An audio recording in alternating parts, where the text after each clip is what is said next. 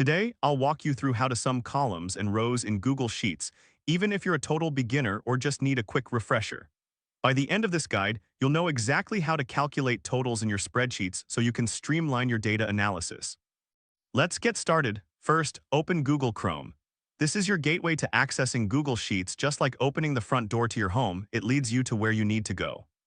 Once you're in Chrome, click on the Apps icon located in the upper right corner of your browser. This icon is like a toolbox, providing you with all the tools you need to work with Google services. Next, select Sheets from the drop-down menu. This action will take you to the Google Sheets interface, where all your spreadsheet magic happens. Think of it as entering a workshop filled with endless possibilities. Now create a blank spreadsheet. This is your canvas where you'll input your data. Just like an artist prepares their canvas before painting, you're setting up your workspace for calculations. Once your blank spreadsheet is open, it's time to put your numbers in the rows. Input your data in the cells, aligning them neatly. This is similar to organizing your tools on a workbench for easy access. To sum these values, simply type an equal sign followed by the word sum, and then the range of cells you want to add together. For example, if you want to sum cells A1 to A5, you would type equals sum A1 colon A5.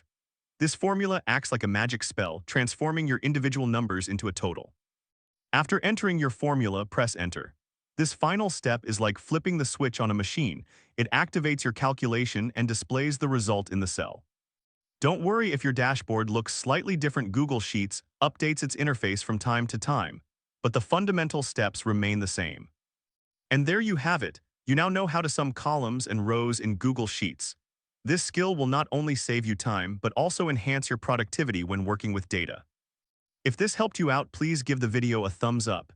If you run into any issues, leave a comment below. Subscribe for more actionable guides. Thanks for watching.